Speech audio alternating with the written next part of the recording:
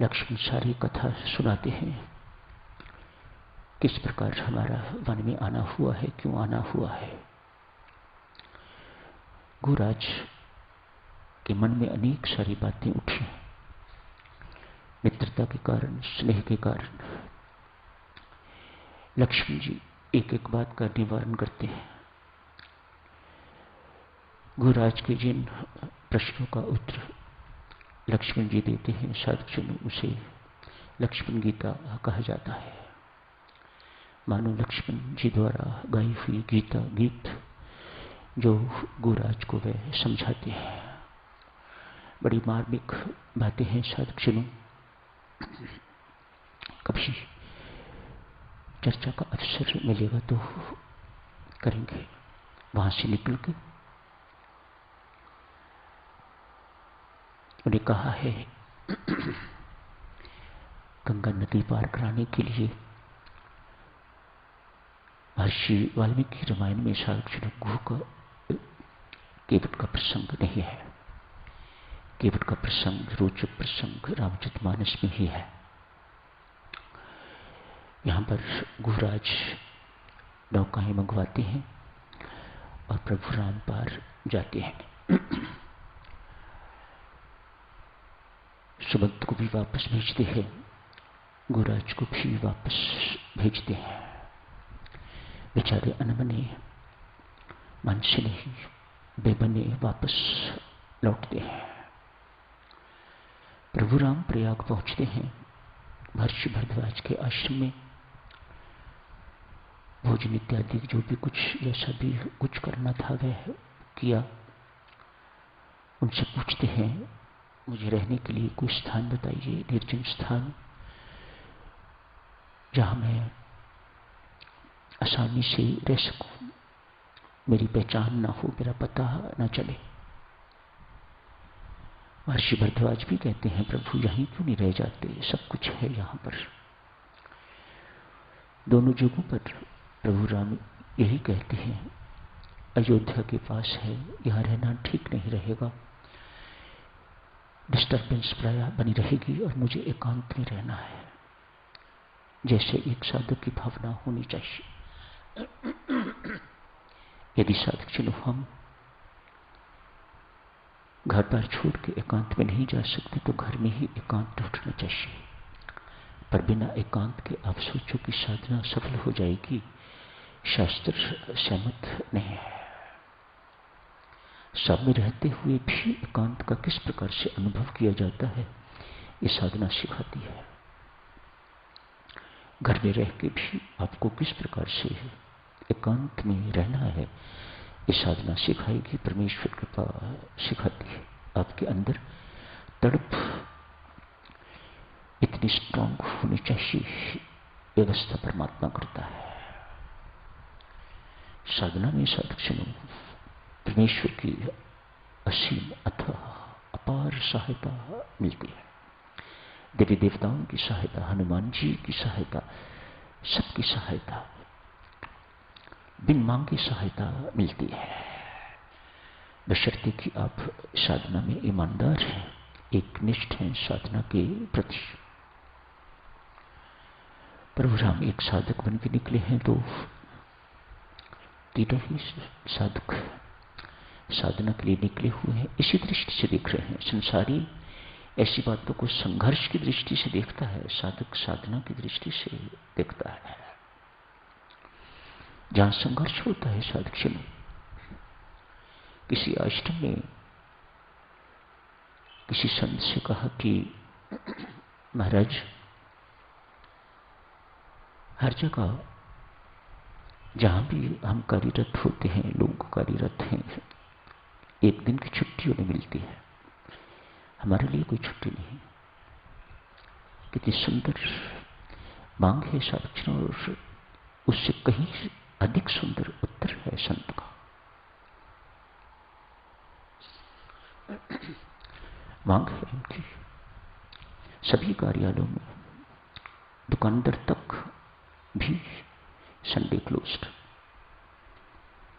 छुट्टी होती है, दफ्तरों में छुट्टी होती है, फैक्ट्रीज में छुट्टी होती है, एक आश्रम भी एक ऐसा है जहां छुट्टी नहीं होती। सतमहात्मा कहते हैं भाई, जहां छुट्टी होती है सप्ताह में एक बार, वो तो सब मजदूर हैं। हम मजदूर नहीं हैं, हम साधक हैं। साधना के लिए यहां एकत्रित हुए हैं। यहां छुट्टी का अर्थ साधना से छुट्टी, और साधना में कोई छुट्टी नहीं है साधक जन। साधना में बिल्कुल कोई छुट्टी नहीं है। कितना सुंदर उत्तर देके तो संत समझाते हैं। संसारी के लिए ऐसी बातें संघर्ष, और साधक के लिए साधना। तीनों साधना करने के लिए निकले हुए हैं।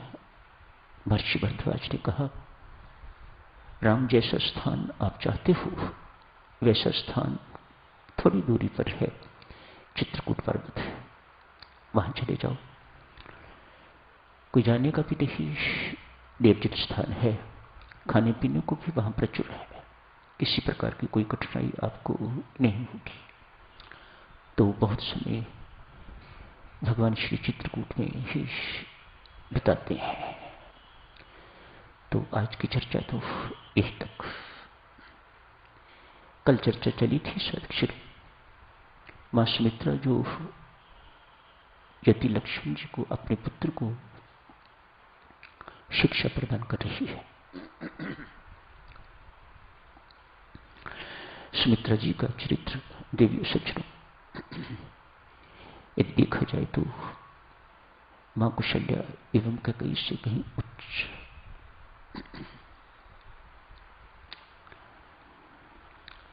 इस रामायण में तो वर्णन इस प्रकार का आता है कि सुमित्रा सामने आती हैं तो लक्ष्मण जी को उपदेश देती है। रामचरितमानस में ऐसा नहीं। प्रभु राम लक्ष्मण को भेजते हैं, जाओ मां से विदाई ले आओ। होना तो यूं चाहिए था, राम जी को जानते हुए होना तो यूं चाहिए था कि चलो दोनों मैया के दर्शन करके आते, मैं उनसे आपके लिए इजाजत मांगूंगा। लक्ष्मण साथ जाना चाहते हैं, मां सुमित्रा आज्ञा दें, इजाजत दें तो मैं इसको साथ लेके जाऊं। ऐसा नहीं किया। राम स्वयं कैकेयी को 2 बार मिले हैं, कुशल्या को 1 बार मिले हैं, और सुमित्रा को 1 बार भी नहीं। ऐसा रामचरितमानस में है। सुमित्रा के प्रति इतनी श्रद्धा, इतना विश्वास। लक्ष्मण को ये नहीं कहते कि जाओ वहां सुमित्रा से जाके आगे ले आओ, जाके विदाई ले आओ। मानो निर्णय हो चुका हुआ है। राम इज सो कॉन्फिडेंट मां सुमित्रा के लिए, और किसी के लिए हो ना हो, मां सुमित्रा के लिए इतनी कॉन्फिडेंट है, मां कभी पूछेगी भी नहीं, डांटेगी इससे तो क्या करने यहां आया है। जब राम ने इस प्रकार की अनुमति दे दी है तो मैं कौन होती हूं आज्ञा देने वाली या अनुमति देने वाली। राम जी को मां सुमित्रा के प्रति इस प्रकार का विश्वास है। कहते हैं साधक जनों, राज्याभिषेक के अनेक वर्ष बाद मां सुमित्रा एक दिन प्रभु राम के पास गई अकेली।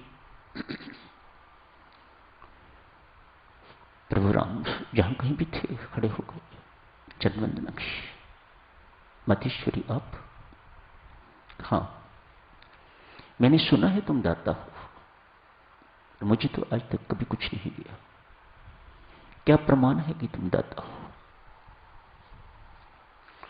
प्रभु राम मां सुमित्रा से कहते हैं, भगवती मैं सबके लिए दाता हो सकता हूं, लेकिन तेरे सामने तो भिखारी हूं, तुझसे सदा लिया ही लिया है। जो कुछ तूने पहले मुझे दिया हुआ है, मैं उसी का ऋण अभी तक नहीं चुका सका। मैं तेरे सामने अपना मुख या आंखें ऊंची करके नहीं देख सकता। तूने जन्मते ही अपने पुत्र अनंत लक्ष्मण को, लोग देते हैं तो ससीम देते हैं, छोटी छोटी चीजें देते हैं। लक्ष्मण जी महाराज का एक नाम है अनंत। तूने तो अनंत को मुझे सौंप दिया, मैं जन्म जन्मांतर तक तेरा ऋण कभी चुका नहीं सकूंगा। कुछ देने का मात्र मैं सोच ही नहीं